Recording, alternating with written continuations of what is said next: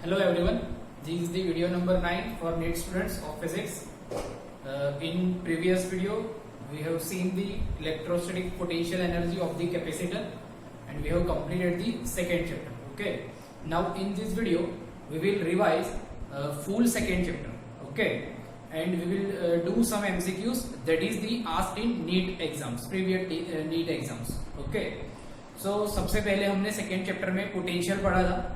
Potential due to point charge, potential due to equipotential surface, potential due to electric dipole, equipotential surfaces, relation between electric field and potential, electrostatic potential energy, okay, electrostatics of conductors, capacitors, dielectric mediums etcetera etcetera. तो ये सब चीजें हमने second chapter में पढ़ी है. आज हम इसके रिलेटेड जो भी नीट में प्रीवियस ईयर्स में एमसीक्यू पूछे गए हैं वो देखेंगे. ओके. तो सबसे पहले देखते हैं नीट 2018 में एमसीक्यू पूछा गया था. नीट 2018 देखो, नीट 2018 में कैसा एमसीक्यू पूछा गया था. सपोज ये एक पैरेलल प्लेट कैपेसिटर है, ये एक parallel plate capacitor, charge plus Q minus Q, इनके बीच का डिस्टेंस बी, प्लेट का एरिया ए. ओके. इसके ये जो दोनों प्लेट, ये प्लेट पॉजिटिवली चार्ज है, ये प्लेट नेगेटिवली चार्ज है, तो दोनों के बीच कुछ अट्रैक्शन फोर्स तो होगा, अट्रैक्शन टाइप इलेक्ट्रोस्टैटिक फोर्स तो होगा. तो वो अट्रैक्शन टाइप इलेक्ट्रोस्टैटिक फोर्स, वो अट्रैक्शन टाइप जो भी इलेक्ट्रोस्टैटिक फोर्स होगा वो किसके प्रपोजल में होगा. ओके. मतलब किस पे डिपेंड करेगा वो पूछा गया है. ओके. तो मतलब कि यहाँ पे ए पॉइंट है, यहाँ पे बी पॉइंट है, तो ये और ए और बी, ए और बी दोनों पॉइंट पे इलेक्ट्रोस्टैटिक फोर्स सेम होगा, डिफरेंट होगा तो किसके ऊपर डिपेंड करेगा वो पूछा गया है. तो ध्यान से देखो, तो कैपेसिटर की फॉर्मूला जो हमने डिराइव की थी पैरेलल प्लेट कैपेसिटर में, उसमें आपने देखा था कि ये कैपेसिटर के बाहर वाले पोर्शन में इलेक्ट्रिक फील्ड 0 होता है और अंदर वाले पोर्शन में कोई भी पॉइंट ले लो, अंदर वाले पोर्शन में कोई भी पॉइंट ले लो, इलेक्ट्रिक फील्ड क्या होता है, सिग्मा बाय एप्सिलॉन 0. ओके. अंदर वाले पोर्शन में इलेक्ट्रिक फील्ड क्या होता है, सिग्मा बाय एप्सिलॉन 0. अब फोर्स मतलब इलेक्ट्रोस्टैटिक फोर्स जो है वो तो फॉर्मूला ऐसे है कि electrostatic force that is the Q. Okay. That means electrostatic force depending on electric field. अब इलेक्ट्रिक फील्ड, ये बीच का जो रीजन है उसमें इलेक्ट्रिक फील्ड कांस्टेंट है. ओके. तो इलेक्ट्रोस्टैटिक फोर्स भी क्या होगा, कांस्टेंट. तो मतलब आंसर आएगा कि इलेक्ट्रोस्टैटिक फोर्स, ये प्लेट के बीच में इलेक्ट्रोस्टैटिक फोर्स कोई भी क्वांटिटी पे डिपेंड नहीं करेगा, वो इंडिपेंडेंट होगा. ओके. दूसरा ये भी ये नीट 2017 में पूछा गया था. ऐसा एमसीक्यू हमने प्रीवियस लेक्चर में किया है कि सपोज ये कैपेसिटर है, इसके साथ बैटरी कनेक्ट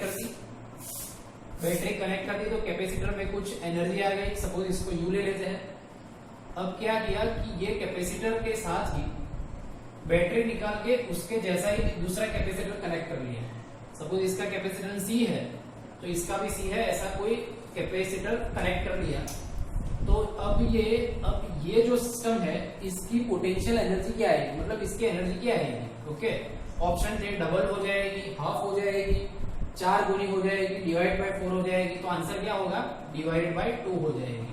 अगर इसकी एनर्जी U है तो इसकी एनर्जी क्या आएगी, U by 2, total energy. Okay. Total energy, दोनों की टोटल एनर्जी क्या आएगी, U बाय 2, मतलब कि हाफ हो जाएगी. वो हाफ कैसे हो जाएगी वो हमने देखा था ओके प्रीवियस लेक्चर में. तो ये था नीट 2017 में क्वेश्चन. दूसरा नीट 2017 में ही एक क्वेश्चन था कि 4 फिगर दे गई थी. ओके. 4 फिगर्स आर गिवन ऐसे. ओके. ये जो लाइंस है वो इलेक्ट्रिक फील्ड बता रहे हैं. यहाँ पे मान लो 20 वोल्ट है, यहाँ पे 40 वोल्ट है. ओके. और इसमें कोई पॉजिटिव चार्ज पॉइंट ए से बी पे मूव कर रहा है. ओके. कोई चार्ज जो है वो ए से बी पे मूव कर रहा है. ये 10 वोल्ट, ये 30 वोल्ट, 10, 20, 30 वोल्ट, 40 वोल्ट ऐसा चार्ज ए से बी पे मूव कर रहा है. फिर दूसरी फिगर में कुछ ऐसा दिया था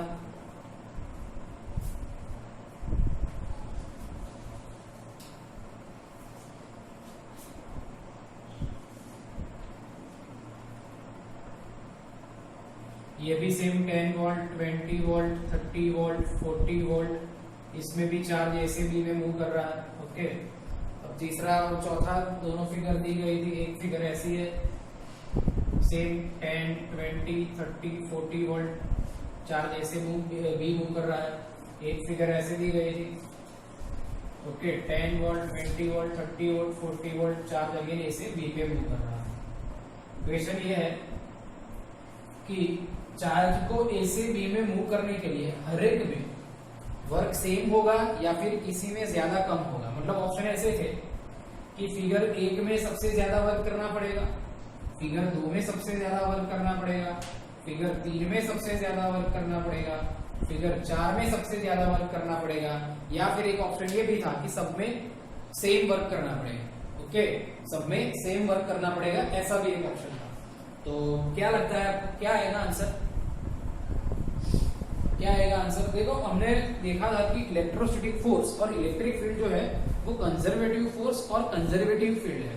मतलब कि उससे जो भी वर्क होगा वो इनिशियल और फाइनल पॉइंट पे ही डिपेंड करता है। तो सब में इनिशियल पॉइंट ए है और फाइनल पॉइंट बी है, तो सब में इनिशियल और फाइनल पॉइंट सेम है, तो सब में वर्क डन कैसा होगा, जो वर्क रिक्वायर्ड होगा कैसा होगा, सेम। ओके, ये सब चार फिगर में जो भी वर्क रिक्वायर्ड होगा वो सेम होगा।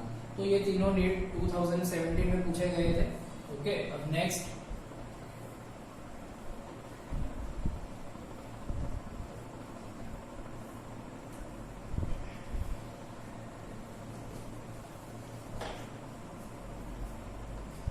एक अच्छा एमसीक्यू है। ओके, अब नेक्स्ट एमसीक्यू जो है वो भी नीट 2017 में पूछा गया था। दैट इज दी एक पैरेलल प्लेट कैपेसिटर है। ओके, ये पैरेलल प्लेट कैपेसिटर में हमने कोई डाइलेक्ट्रिक मीडियम इंसर्ट कर दिया है। तो अंदर एक डाइलेक्ट्रिक मीडियम है जिसका dielectric constant K is equals to 5। Okay, ये जो कैपेसिटर है उसे ऐसे डिजाइन किया हुआ है कि इसके अंदर डाई इलेक्ट्रिक स्ट्रेंथ, इसके अंदर की डाई इलेक्ट्रिक स्ट्रेंथ मतलब डाई इलेक्ट्रिक इंसर्ट करने से जो इलेक्ट्रिक फील्ड चेंज होने से जो नया इलेक्ट्रिक फील्ड बनता है उसे ही बोलते हैं डाई इलेक्ट्रिक स्ट्रेंथ। तो हमारे लिए डाइलेक्ट्रिक स्ट्रेंथ मतलब electric field that is the E। तो ये कैपेसिटर को ऐसे डिजाइन किया हुआ है कि इसका जो डाइलेक्ट्रिक स्ट्रेंथ है मतलब इलेक्ट्रिक फील्ड है वो 10⁹ वोल्ट पर मीटर है। उसके इसका जो वोल्टेज रेटिंग है वो है 12 किलोवोल्ट। ये जो कैपेसिटर है उसका कैपेसिटेंस दिया हुआ है 80 माइक्रोफैराड। ओके, और हमें फाइंड करना है ये प्लेट का जो एरिया है, सपोज इसके बीच का डिस्टेंस d वो दिया नहीं है और इसका जो एरिया है वो फाइंड करना है।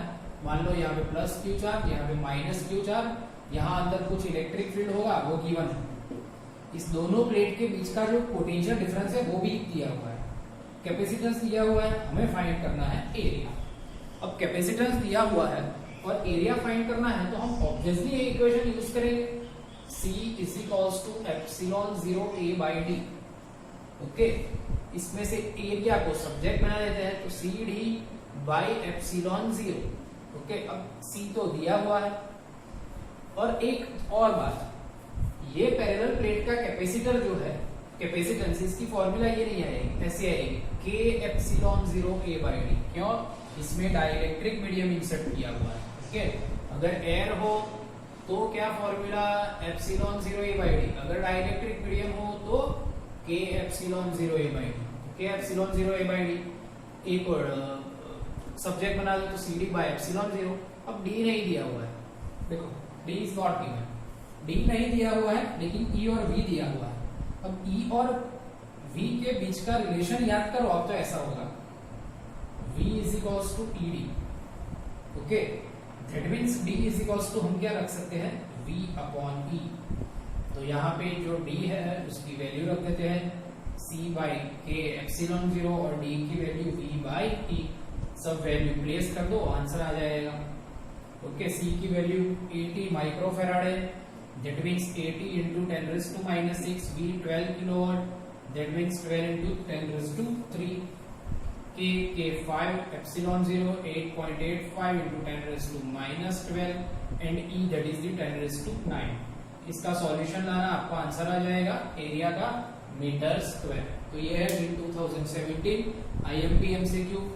ये एमसीक्यू फिर से कॉपी पेस्ट नहीं होगा, लेकिन कुछ अलग पूछा जाएगा।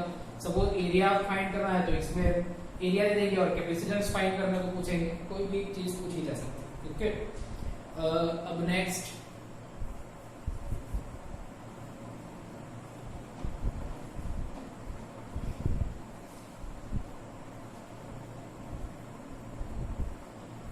जो है वो 2016 में पूछा गया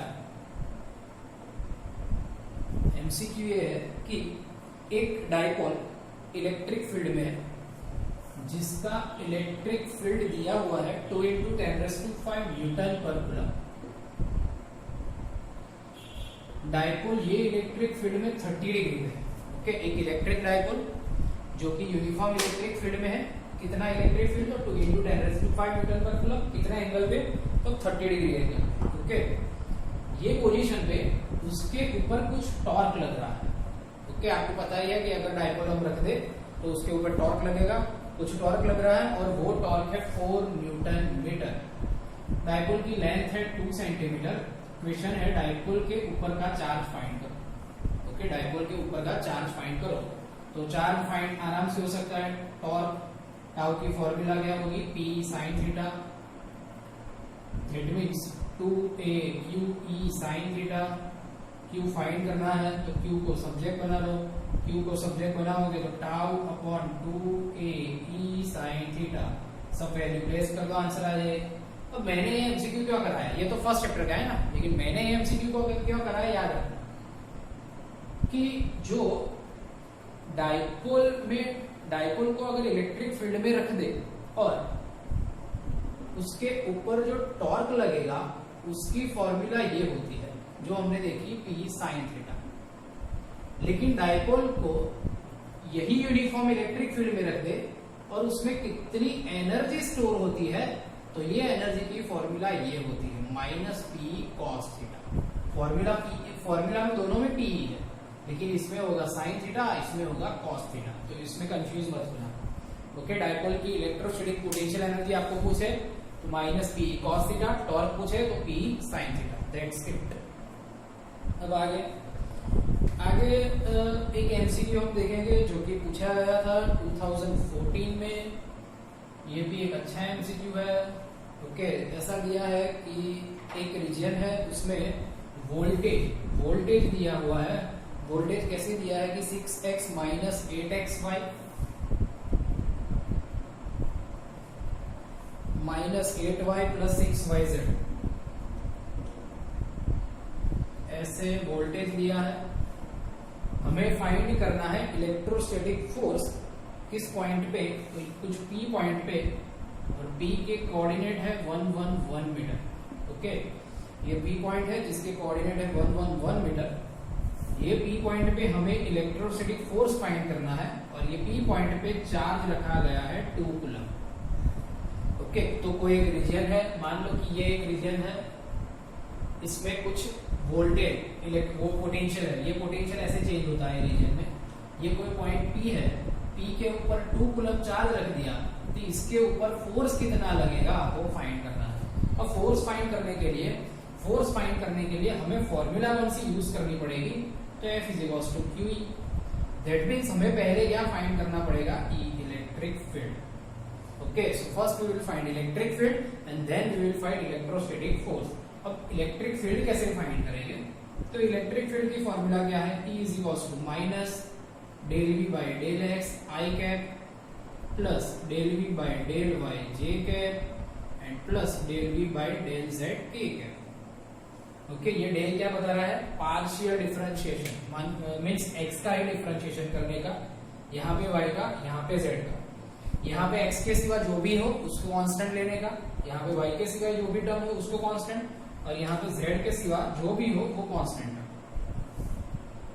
एक हम करते हैं, ये इसका ∂V/∂x निकालते हैं, ये v का ∂V/∂x निकालते हैं। देखो कैसे निकलेगा,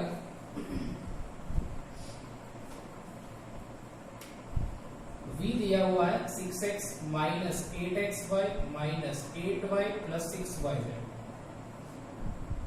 अब इसका del v by del x means x का डिफरेंशिएशन करने का, तो यहाँ पे x का डिफरेंशिएट करोगे दैट मींस 6, यहाँ पे x का करोगे तो माइनस 8y, यहाँ पे x है ही नहीं तो सब कांस्टेंट, कांस्टेंट का डिफरेंशिएशन 0, यहाँ पे भी 0, that means del v by del x क्या आंसर आएगा 6 माइनस 8y। उसी तरह del v by del y का आंसर क्या आएगा, ये 0, ओके, ये माइनस 8x, ये माइनस 8, ये प्लस 6z। ऐसे ही del v by del z का क्या आंसर आएगा, तो 0 0 0 और इसमें आएगा 6y। ओके, ये सब में आप x y z की वैल्यू 1 1 रख दो तो इसका आंसर आएगा 8 इंटू 1, तो 6 minus 8 minus 2 volt x direction में। Del v by del x की value, sorry del v by del y की वैल्यू ये 1 रख दो, माइनस 8 प्लस 6, ये z की वैल्यू भी 1, minus 8 plus 6 means minus 14 plus 6, okay, sorry minus 16 plus 6 तो आएगा माइनस 10, ये 1 रख दो तो आएगा 6, तो आंसर आएगा माइनस 2 i कैप, ओके, ये है माइनस 10 j कैप और ये है प्लस 6 k कैप। माइनस को अंदर डाल दो तो इलेक्ट्रिक फील्ड की फॉर्मूला आएगी 2i cap plus 10 j cap minus 6 k cap, ये इलेक्ट्रिक फील्ड। ओके, इसका मैग्नीट्यूड निकालो, इसका मैग्नीट्यूड निकालना है तो इसका मैग्नीट्यूड कैसे निकलेगा, under root 2 square plus 10 square plus 6 square. Okay, इसका अगर मैग्नीट्यूड चाहिए तो क्या होगा कि under root 2 square plus 10 square plus 6 square, तो वो आएगा 100 प्लस 36 प्लस 4 मतलब अंडर रूट 140। ओके, वो आएगा अंडर रूट 140, तो ये इलेक्ट्रिक फील्ड आ गया। ये इलेक्ट्रिक फील्ड को यहाँ रख दो, क्यू की वैल्यू 2 है, that means 2 into under root 140, वो है आंसर। तो ये है इंपॉर्टेंट, एक दूसरा इंपॉर्टेंट एमसीक्यू, ओके, जो कि पूछा गया है 2014 में। अब नेक्स्ट ऐसे एमसीक्यू बहुत पूछे जाते हैं जहां पे आपको पोटेंशियल दिया हुआ होता है, आपको डिफरेंशिएट करके इलेक्ट्रिक फील्ड फाइंड करना होता है। जनरली नीट मतलब बायोलॉजी वाले बच्चे डिफरेंशिएशन में गलती करते हैं, इसलिए जानबूझ के ऐसे एमसीक्यू होते हैं। ओके, अब एक दूसरा एमसीक्यू जो कि 2016 में पूछा गया है, इक्विवेलेंट कैपेसिटेंस फाइंड करना है। इक्विवेलेंट कैपेसिटेंस कैसे फाइंड करना है, तो ऐसे यहाँ पे 3 रीजन है, K1 K2 K3 और ये K4, ये टोटल डिस्टेंस D है, ये है D/2। ओके, और जो प्लेट्स है उसका एरिया मतलब ये है, ओके, और हमें फाइंड करना है इसका इक्विवेलेंट कैपेसिटेंस। ओके, इसका इक्विवेलेंट कैपेसिटेंस और बाद में इक्विवेलेंट डाइलेक्ट्रिक कांस्टेंट, मतलब कि K1 K2 K3 K4 ये चारों डाइलेक्ट्रिक कांस्टेंट को हम फिल कर दें इसमें तो कुछ कैपेसिटेंस आएगा। उसके अलावा एक ही डाइलेक्ट्रिक मीडियम को इंसर्ट कर दे तो भी वही कैपेसिटेंस आना चाहिए, वो K फाइंड करना है। That means equivalent C, equivalent capacitance as well as equivalent dielectric constant, ये दोनों फाइंड करना है। तो पहले हम इक्विवेलेंट कैपेसिटेंस फाइंड करेंगे। वो फाइंड करने के लिए फिगर को जो हमें जिस हिसाब से आता है ऐसे बनाएंगे, इसको ऐसे कर देंगे। बी हम यहाँ भी नहीं लेते, यहाँ पे लेते, तो ये फिगर को हम ऐसे बना देंगे, K1 K2 K3 K4, ये टोटल डिस्टेंस D, ये डिस्टेंस D/2, तो ये भी होगा D/2। ये टोटल एरिया A, तो ये एरिया होगा A/3, ये भी A/3 और ये भी A/3। ओके, इसका कैपेसिटेंस क्या आएगा, ये देखो K1 K2 K3 ये तीनों पैरेलल में है। Okay, K1 K2 and K3 ये पैरेलल में है। दैट मींस ये टोटल जो C डैश, सपोज इसका कैपेसिटेंस C डैश है, इक्विवेलेंट कैपेसिटेंस, तो सी डैश की वैल्यू क्या आएगी C1 plus C2 plus C3। C1 की वैल्यू तो K1 epsilon 0 A by 3 by D by 2। Okay, K epsilon 0 A by D, तो इसका डाइलेक्ट्रिक कांस्टेंट K1 एप्सिलॉन 0 का एप्सिलॉन 0, इसका एरिया A बाई 3 और डिस्टेंस तो D by 2 plus C2 K2 epsilon 0 A by 3 D by 2 plus K3 epsilon 0 A by 3 D by 2। जो भी common निकलता है वो कॉमन निकाल लो, तो भी जो भी कांस्टेंट निकले वो कॉमन निकाल के कैलकुलेशन करो। तो सी डैश का जो आंसर होगा वो ऐसे आएगा epsilon 0 2 epsilon 0 A by 3D, अंदर रहेगा K1 plus K2 plus K3। Okay, ये सी डैश के साथ, ये सी डैश के साथ ये C4 सीरीज में। ओके, तो ये दोनों सीरीज में। अब सपोज इसका इक्विवेलेंट C है तो 1/C is equals to 1/C dash plus 1/C4। 1/C dash की value 2 epsilon 0 A by 3D means 3D आ जाएगा न्यूमरेटर में। इसके अंदर आ जाएगा K1 plus K2 plus K3 plus 1/C4 means K4 epsilon 0 A by D by 2। Okay, ऐसे आ जाएगा। इसका आप कैलकुलेशन करो, जो आंसर आता है वो आंसर लाओ तो आंसर आ जाएगा।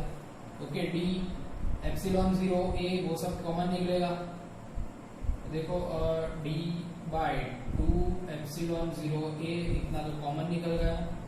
अंदर रहेगा क्या, तो 3/K1 plus K2 plus K3 plus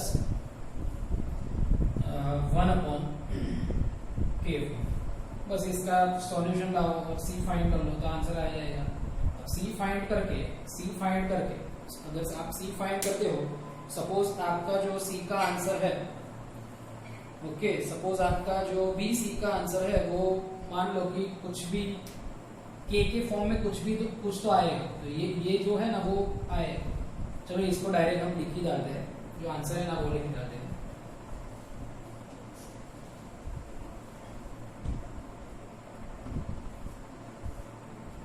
We can say that C is equals to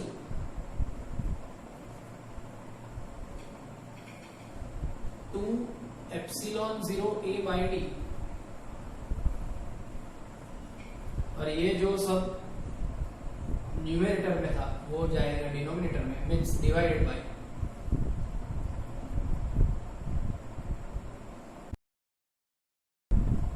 2 epsilon 0 A D को भी हम डिवाइड में ही रखते हैं। 3/K1 plus K2 plus K3 plus 1/K4। Okay, अब इसका सॉल्यूशन लाओ। अब इसका सॉल्यूशन लाओगे तो 2 एप्सिलॉन 0 A बाई D, ये एलसीएम ले लो तो क्या होगा, तो 3K4 plus K1 plus K2 plus K3 denominator में आएगा। 3K4 plus K1 plus K2 plus K3 divide में, मतलब न्यूमरेटर में तो चला जाएगा, वो जाएगा K1 plus K2 plus K3 into K4। Okay, तो अब ये C को एप्सिलॉन 0 A बाई D के एप्सिलॉन 0 A बाई D से कंपेयर करो तो इक्विवेलेंट जो डाइलेक्ट्रिक कांस्टेंट होगा वो क्या आएगा, तो 2 K1 plus K2 plus K3 K4 divided by 3K4 plus K1 plus K2 plus K3, that is the equivalent dielectric medium. ये है आंसर। तो ये भी एक important MCQ. Okay, done. So ऐसे एमसीक्यू जो है वो आपको पूछे जा सकते हैं। ओके, एक और भी एमसीक्यू पूछा गया था, वो डायरेक्ट कॉन्सेप्ट बेस्ड था। वो ऐसा था 2015 में कि कोई कैपेसिटर है, ओके, उसको बैटरी से ज्वाइन करते हैं, फिर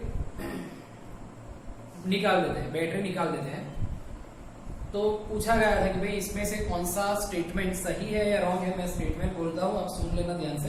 पहले क्वेश्चन बोलता हूँ कि पैरेलल प्लेट कैपेसिटर जिसका कैपेसिटर C है, बैटरी का EMF जिसका वी हो ऐसे बैटरी से ज्वाइन किया है, उसके अंदर कोई डाइलेक्ट्रिक मीडियम भी है जिसका डाइलेक्ट्रिक कांस्टेंट के है। ओके, तो कौन सा स्टेटमेंट रॉन्ग है वो पूछा गया था। स्टेटमेंट जो रॉन्ग है वो पकड़ना है आपको जब के डाइलेक्ट्रिक मीडियम को इंसर्ट करें। फर्स्ट स्टेटमेंट, दोनों प्लेट के बीच का जो पोटेंशियल डिफरेंस है वो के टाइम्स डिक्रीज होगा। आई थिंक ये तो सही है। ओके, आपको पता है कि के डाइलेक्ट्रिक मीडियम इंसर्ट करे तो कैपेसिटेंस के जितना बढ़ जाएगा और पोटेंशियल और इलेक्ट्रिक फील्ड के जितना डिक्रीज हो जाएगा, तो ये सही है। फिर दूसरा, कैपेसिटर में जो भी एनर्जी स्टोर होगी वो के टाइम डिक्रीज हो जाएगी। ओके, वो के टाइम डिक्रीज हो जाएगी, तो वो भी सही है। ओके, वो के टाइम डिक्रीज ही होती है हाफ सी वी स्क्वायर, तो सी मतलब वी स्क्वायर है उसकी इफेक्ट आएगी इससे। फिर क्वेश्चन ऑप्शन है कि कैपेसिटर में जो भी एनर्जी है उसकी फॉर्मूला आएगी half C we square 1/k-1, तो वो भी सही है। ओके, अगर आप डिराइव करेंगे एनर्जी की फॉर्मूला तो यही आएगी। और एक फाइनल ऑप्शन है कि कैपेसिटर में जो कंजर्वेशन ऑफ चार्ज है, कैपेसिटर में जो कंजर्वेशन ऑफ चार्ज है वो फॉलो नहीं होता। ओके, तो वो नहीं सही है। आपने फर्स्ट चैप्टर में ही पढ़ा है कि कंजर्वेशन ऑफ चार्ज तो हर जगह पे होता है। ओके, तो ऐसे एमसीक्यू आपको पूछे जा सकते हैं। हमने बहुत सारे एमसीक्यू देखे, आप अपने आप से कुछ 25-50 एमसीक्यू कर दो तो नीट का जो पोर्शन है वो आपका एकदम क्लियर हो जाएगा। Okay, thank you.